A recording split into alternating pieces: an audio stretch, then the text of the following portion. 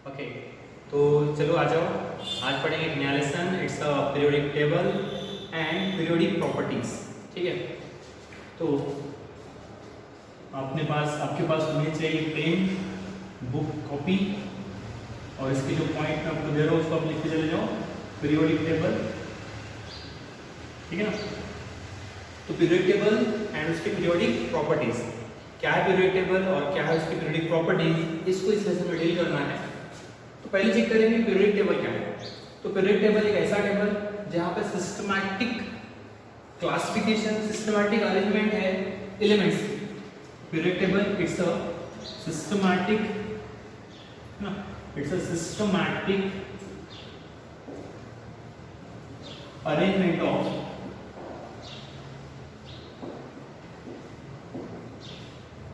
Atom elements. क्योंकि पहले जो स्टार्टिंग में जब एलिमेंट डिस्कवर होना स्टार्ट हो गया तो स्टार्टिंग में जो एलिमेंट्स बहुत रेयर थे, कम नंबर में थे, तो वो उनको स्टडी करना नहीं सीखा। बट जैसे जैसे एलिमेंट्स का नंबर इंक्रीज होता चला गया तो वैसे वैसे उनको स्टडी करना डिफिकल्ट हो गया। तो कुछ एक टेबल की नीड पड़ी जहां पर आप सिस्टमैटिकली अरेंज कर सकते हो उस एलिमेंट्स को टेबल में। तो ऐसे टेबल को बोला गया पीरियोडिक टेबल। तो पीरियोडिक टेबल में बहुत सारे फॉर्म आपको मिलेंगे। पहले वो ट्रायड्स बन गया, एटॉमिक मास से लगाया उन्होंने। देन फिर उसके बाद में ऑप्टेज लॉ बन गया। देन मेंडलीव्स टेबल बन गया। मेंडलीव्स ने एक्चुअली एटॉमिक मास से एक बहुत अच्छा टेबल बनाया है ना, top to bottom, left right series उन्होंने दी उसको, पीरियड्स उन्होंने दी उसमें। तो ये मेंडलीव्स ने बता दिया। बट स्टिल मेंडलीव्स की भी बहुत सारे लिमिटेशन आपको मिले कि एटॉमिक मास से अगर लगा दिया तो फिर वो एसिड कहाँ रखेंगे। बहुत सारे एलिमेंट जिनकी एटॉमिक मास ग्रेटर है बट वो पहले उसमें उन्होंने लगा दिया प्रॉपर्टी के बेस पे। दैट मीन्स पीरियोडिक टेबल की जो प्रॉपर्टी है ये एटॉमिक मास से नहीं है, ऐसा उनको पता चला। या फिर वो जो पीरियोडिक टेबल था modern means Mendeleev's periodic table वो सूटेबल नहीं था, तो नीड हुई एक और टेबल की। तो ऐसे केस में हेनरी मोस्टली बोलता है कि नहीं, एटॉमिक मास नहीं एटॉमिक नंबर से लगाओ पीरियोडिक टेबल में। तो फिर वो हेनरी मोस्टली ने जो बोला है एटॉमिक नंबर से, तो फिर अपना जो मॉडर्न पीरियोडिक टेबल है उसको अपन ने लगाया है एटॉमिक नंबर से अरेंज किया एलिमेंट्स इसमें। And modern form of periodic table जो बना अपना वो कैसे बना, तो उसमें आप देखते हो कि आपके पास है, उसमें आप देखते हो कि उसमें है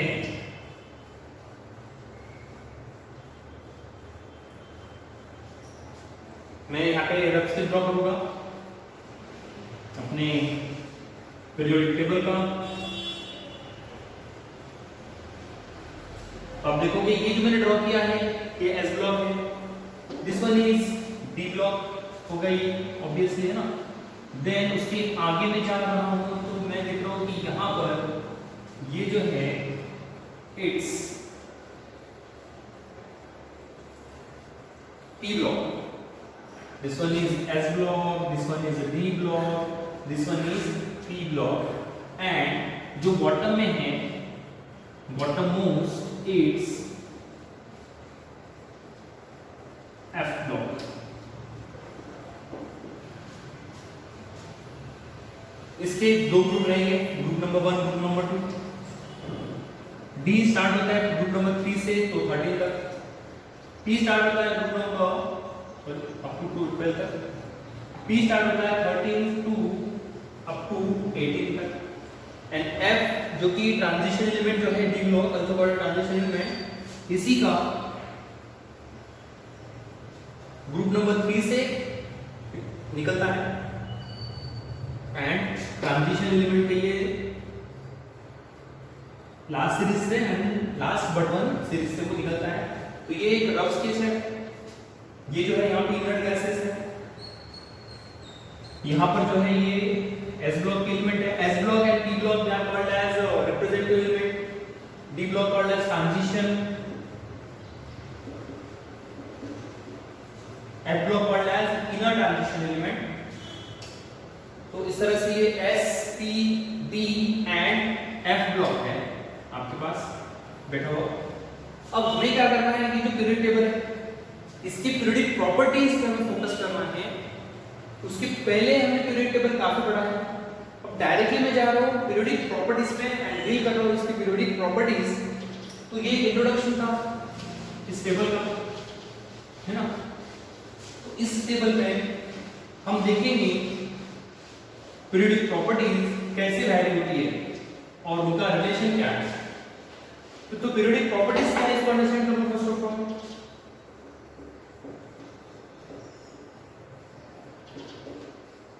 तो पीरियडिक प्रॉपर्टीज क्या है? पीरियडिक प्रॉपर्टी ये ऐसी प्रॉपर्टीज पीरियड टेबल में जो पर्टिकुलर इंटरवल में रिपीट होती है, पर्टिकुलर रिलेशन के साथ रिलेटेड होती है। It is called as periodic properties. And इस पीरियडिक प्रॉपर्टीज में सबसे इंपॉर्टेंट प्रॉपर्टी जो आप डील करेंगे it's atomic size, atomic radius. तो number 1 it's atomic radius, also atomic size। Atomic radius बोला जाएगा, एटॉमिक साइज उसको ही बोला जाएगा। चेक करेंगे, आपके पास न्यूक्लियस है, ठीक है। न्यूक्लियस से इस वैलेंस शेल का distance, valence shell outermost shell, that distance nucleus के सेंटर से वैलेंस शेल तक जो डिस्टेंस है that distance is nothing but atomic radius. Atom का रेडियस एटॉमिक रेडियस। आप देख रहे हो कि एटॉमिक रेडियस कैलकुलेट करना थोड़ा इजी जाएगा, बट ऐसा बिल्कुल भी नहीं होगा। क्यों नहीं होगा? नंबर 1 पॉइंट, क्योंकि ये तो बड़ा ही स्मॉल साइज का है। एंड सेकंड, इसका जो ये बाउंड्री है ना ये फिक्स नहीं होती है। इलेक्ट्रॉन कहीं भी रिवॉल्व हो सकते हैं, पर्टिकुलर लास्ट वाला इलेक्ट्रॉन एकदम फिक्स नहीं है, कहीं भी इन द सेंस वो तो वहीं पे रिवॉल्व होगा उसी शेल में, बट फिक्स नहीं है। And therefore it's very difficult to calculate atomic radius. तो एटॉमिक रेडियस कैसे कैलकुलेट करते हैं, पहले उसकी आइडेंटिटी आपको। तो एटॉमिक रेडियस कैलकुलेट करते हैं फर्स्ट ऑफ ऑल, सबसे पहले है आपके पास इसमें covalent radius. Let's see, I will tell you how to calculate covalent radius. तो कोवैलेंट बॉन्ड है, शेयरिंग ऑफ इलेक्ट्रॉन से बना हुआ, ठीक है। तो इनका ये जो डिस्टेंस है ये बॉन्ड लेंथ हो जाएगा, डिस्टेंस बिटवीन बॉन्ड, है ना। बॉन्ड को फॉर्म करने, बॉन्ड फॉर्म हो गया, जो लेंथ है इट्स बॉन्ड लेंथ, एंड इसका जो हाफ डिस्टेंस है it is called as radius. तो रेडियस कैसे कैलकुलेट करेंगे? Radius can be calculated, covalent radius is nothing but bond length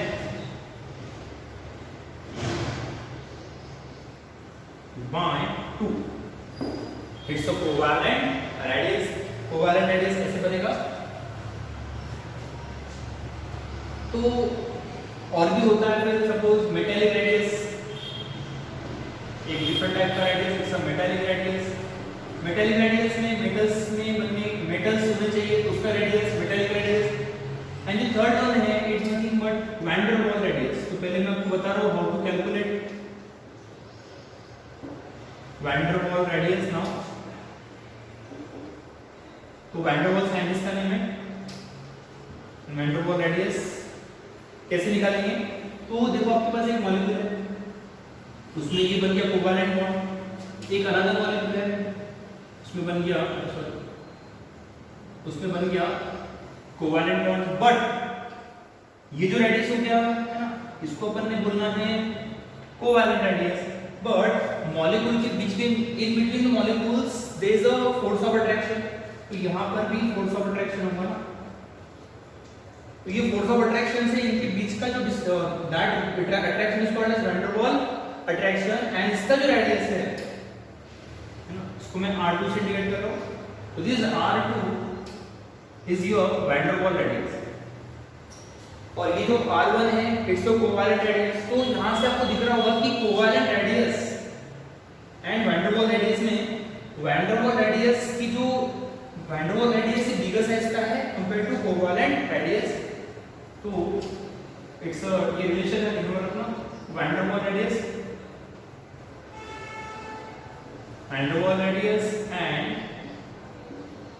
covalent radius इस तरह से कैलकुलेट किया जाता है एटॉमिक रेडियस। आपको पता चल गया। अब आ जाओ कौन से फैक्टर्स जो इसको अफेक्ट करेंगे। The factors that affect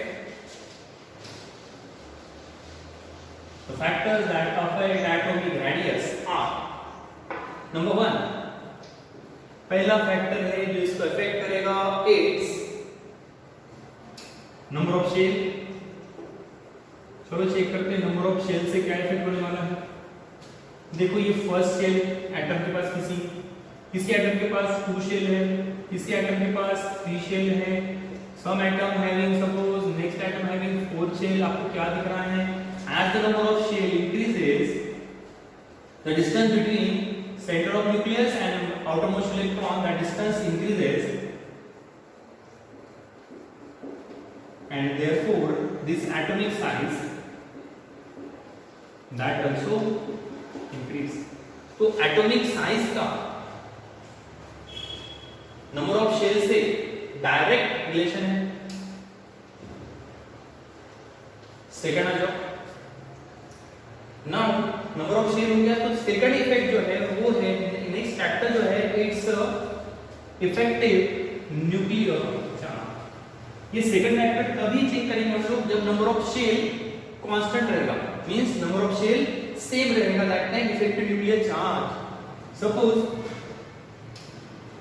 effective nuclear charge क्या है, तो इसको तो कैलकुलेट करते हैं हम लोग, बट यहां पे अंडरस्टैंडिंग के लिए देखो कि न्यूक्लियस पे प्रेजेंट होने वाला charge that depend on protons. If number of shell constant, then number of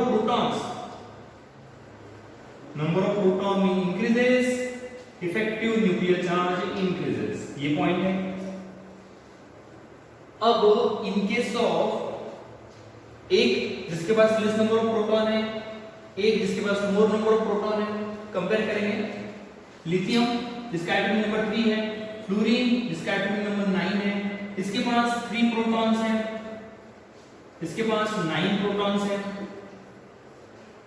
तो किसका इफेक्ट न्यूक्लियर चार्ज मोर है, तो आंसर उसका फ्लोरीन है ना। फ्लोरीन का इफेक्ट न्यूक्लियर चार्ज मोर है, तो क्या होगा, वो लिथियम के पास नंबर ऑफ प्रोटॉन 3 है, फ्लोरीन के पास नंबर ऑफ प्रोटॉन 9 है। तो इस फ्लोरीन के नंबर ऑफ शेल्स अगर देखा जाएगा तो इसका एटॉमिक नंबर है 3, तो ये 2 1, इसका एटॉमिक नंबर है 9, तो 2 and 7 सीधे अंडरस्टैंड होता है। इसके पास सिर्फ 2 शेल है, इसके पास भी 2 शेल है। तो अगर नंबर ऑफ शेल अगर सेम है तो ऐसे केस में प्रोटॉन्स इंक्रीज होंगे तो इफेक्टिव न्यूक्लियर चार्ज भी इंक्रीज होगा। अब इफेक्टिव न्यूक्लियर चार्ज से क्या होता है ये मैं आपको समझाता हूं। इफेक्टिव न्यूक्लियर चार्ज क्या करेगा, एक एटम, ठीक है, एटम का जो न्यूक्लियस है वो अगर पावरफुल हो रहा है तो वो क्या करेगा, दिस पॉजिटिव चार्ज पावरफुल हो रहा है तो वो नेगेटिव चार्ज को अपनी तरफ अट्रैक्ट करेगा। अगर नेगेटिव चार्ज को अपनी तरफ अट्रैक्ट करेगा तो आप देखोगे कि ये नियर आ जाएगा उससे। अगर वो उससे नियर आ गया तो उसकी साइज क्या हो जाएगी, that going to be decrease, है ना। इमेजिन करो कि एक रूम है, रूम में अपने सेंटर में एक मैग्नेट रख देते हो और सराउंडिंग की जो वॉल्स है ये मैग्नेटिक वॉल है, मैग्नेट की तरफ अट्रैक्टेड। तो मैग्नेट जैसे जैसे पावरफुल करोगे वैसे वैसे वो वॉल्स मैग्नेट से नियर आ रहा है, एंड नियर आने से क्या होगा, तो वॉल की, वो रूम की साइज जो है, वो जो रूम है वो स्मॉल स्मॉल होता चला जाएगा। That means effective nuclear charge increases, effective nuclear charge increases, attraction between that protons and electron increases, and therefore that electron revolve near to the nucleus, and therefore atomic size, atomic radius decreases. ये second most effect है effect nuclear charge से related atomic size. First effect number of shell, second effect effective nuclear charge. चलो आगे proceed करेंगे। Next effect क्या है? Next effect आपको remember रखना है, ये है shielding effect and screening effect.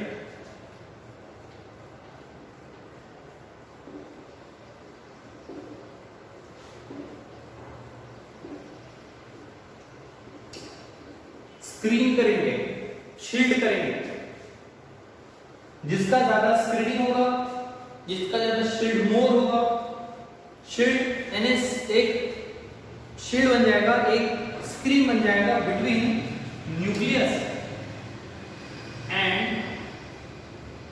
Electron, between nucleus and electron.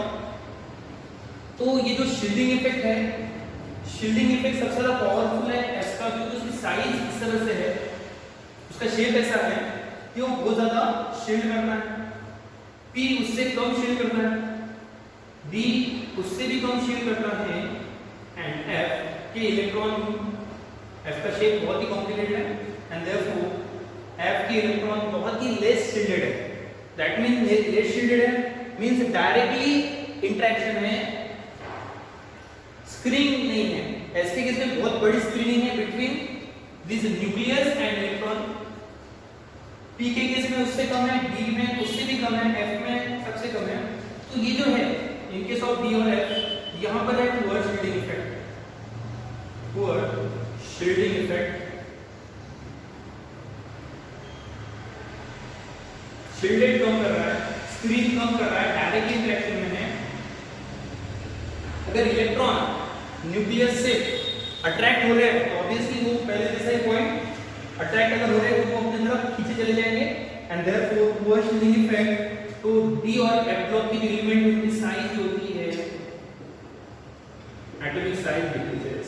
तो आप देखोगे कि S ब्लॉक जो है इनके एलिमेंट्स की साइज बिगर होती है, then P block, then D block and then F block.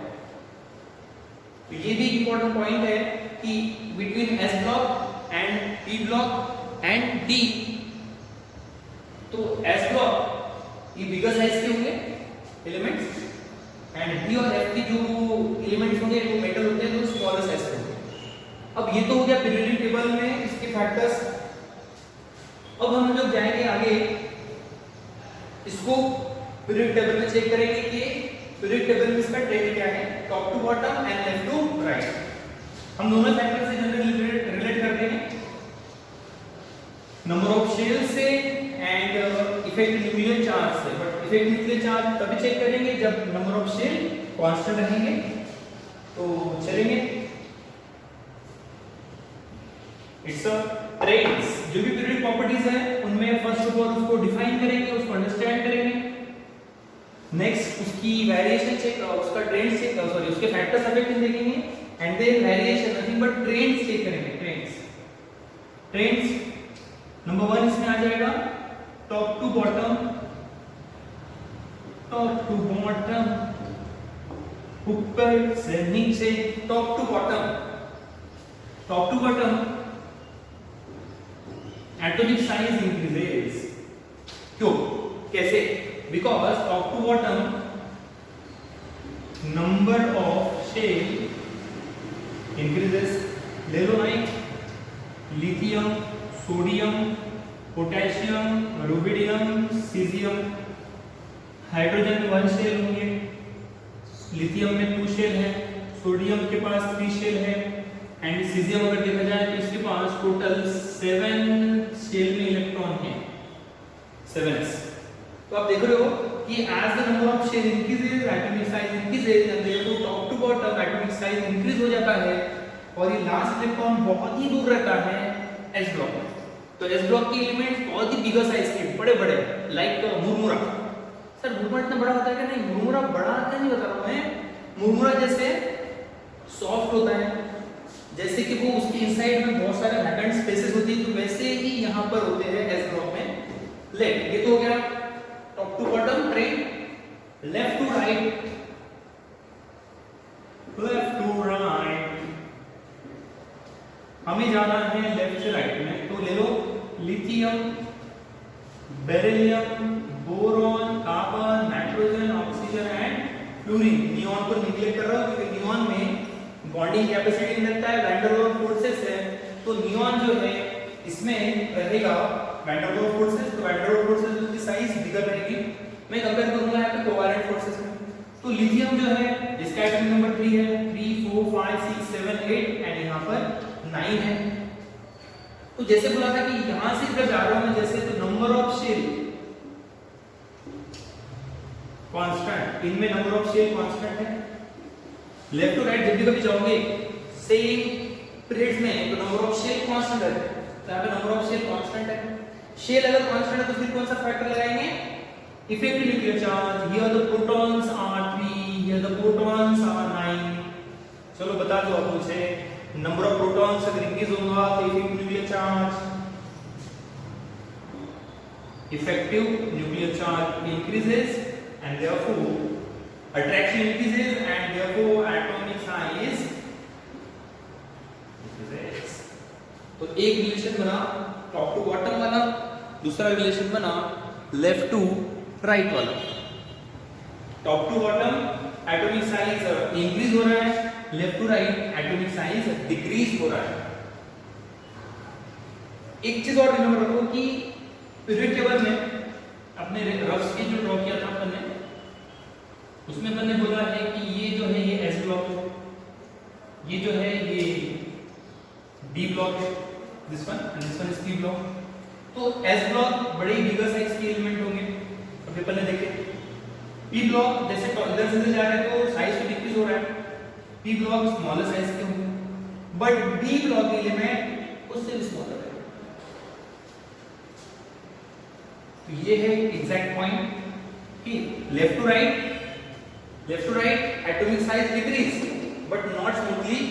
S block element bigger size के होते हैं, पी ब्लॉक एलिमेंट उससे स्मॉलर होते हैं और डी ब्लॉक एलिमेंट उससे भी स्मॉलर साइज के रहेंगे due to screening effect and shielding effect. अब ये तो है एटम्स से रिलेटेड एटॉमिक साइज। क्या देखा, सबसे पहले देखा कि अपन ने पीरियड टेबल बन चुका है जो कि मॉडर्न फॉर्म में पीरियड टेबल एटॉमिक नंबर से गिवन है, और यहाँ पे उनकी पीरियडिक प्रॉपर्टीज हमने स्टार्ट कर दी। पीरियडिक प्रॉपर्टीज में देखिए सबसे पहले एटॉमिक रेडियस वाली प्रॉपर्टी, एटॉमिक साइज वाली। देखा कि एटम का न्यूक्लियस से वैलेंस शेल, लास्ट शेल का जो डिस्टेंस है इसको बोला जाएगा atomic radius.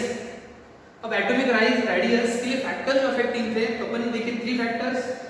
First one is number of shells बढ़ेंगे तो साइज इंक्रीज होगी। सेकंड फैक्टर देखा इफेक्टिव न्यूक्लियर चार्ज, तो साइज डिक्रीज होगी।